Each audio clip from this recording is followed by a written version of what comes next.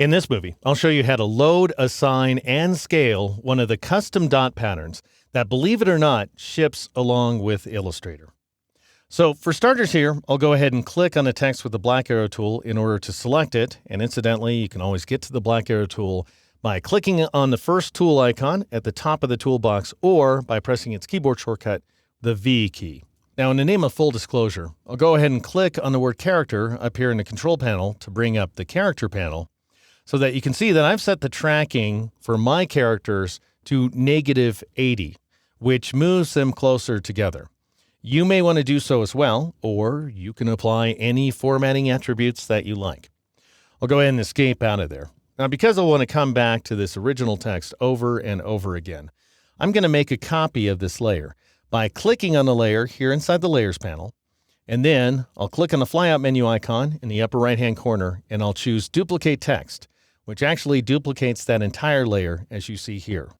Now I'll turn off the original layer to keep it safe, and I'll double-click on an empty portion of this layer to bring up the Layer Options dialog box.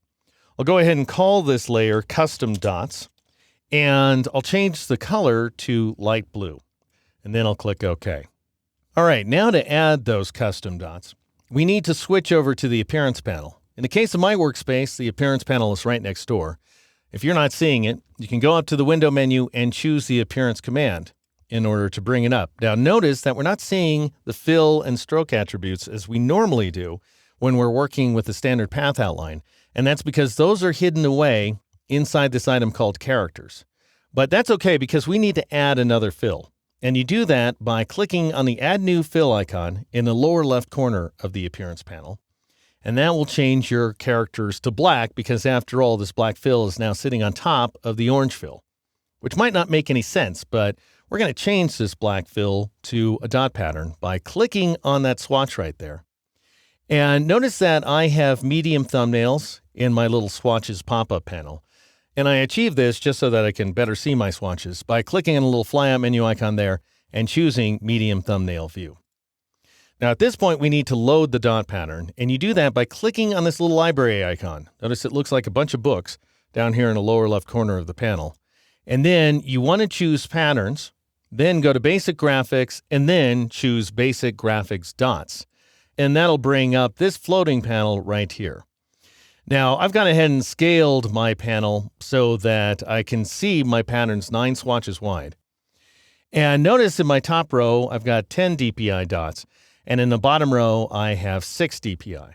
So if you select the smaller value, 6 DPI, you're going to get bigger dots. So this is 6 DPI, 50%. If you want smaller dots, then you would go with 10 DPI, 50%, for example. If you want tighter dots, you go with a higher percentage value. If you want lighter dots, then you go with a lower percentage value. I'm going to go with 10 DPI, 50%. And then for now, I'll go ahead and close this floating panel. Now, this is all very well and good. And you can see, by the way, that all of the dots are uniform in size. So in other words, we're not expressing a gradient at this point in time. But let's say my dots are still too big for my taste. How do I go about scaling them? Well, you want to make sure that the fill is selected here inside the Appearance panel. So go ahead and give it a click. And then go up to the Effect menu, choose Distort and Transform, and choose Transform in order to bring up the Transform Effect dialog box. And this will allow us to scale the fill independently of the letters. So let's say I decide to take the horizontal value down to 50%, and then I'll take the vertical value down to 50% as well. Now, I'm not seeing anything happen on screen. That's because the preview checkbox is off. As soon as I turn it on, however, things have gone terribly awry. We're now making the letters themselves that are filled with the dot pattern smaller, and the dot pattern is remaining the same size as it was before. So that's exactly the opposite of the effect we want. In order to get the effect you want to turn off the Transform Objects checkbox, and that will automatically turn on Transform Patterns. So now we're no longer transforming the letters, but we are transforming the dots. And I can take them even smaller if I want. I could reduce the horizontal value to 25% and take the vertical value down to 25%. That's going to look pretty rotten on screen this far out. But if we zoom in, it's going to look just fine. And in fact, I'll go ahead and click the OK button in order to accept that change. And then I will zoom in by pressing Control plus or Command plus on the Mac, and you can see that the dots are resolving just fine.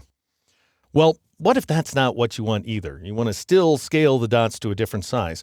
Well, because we applied a dynamic effect from the Effect menu, we can modify the settings anytime we like. So I'll go ahead and zoom out by pressing Control-0 or Command-0 on the Mac. Things look pretty dreadful at this view, and I want bigger dots than this. So to increase their size, all you need to do is make sure that the little fill here is twirled open, by which I mean it's expanded. You click on the little so-called twirly triangle right there, and then click on the word Transform in order to modify your settings. Then inside the Transform Effect dialog box, I'll go ahead and change both the horizontal and vertical values to 75%, let's say, and then I'll turn on the preview checkbox, and I can see the larger dots here on screen. And so now I'll click OK in order to accept that change. And that, friends, is how you load, apply, and scale a custom dot pattern that ships along with Illustrator.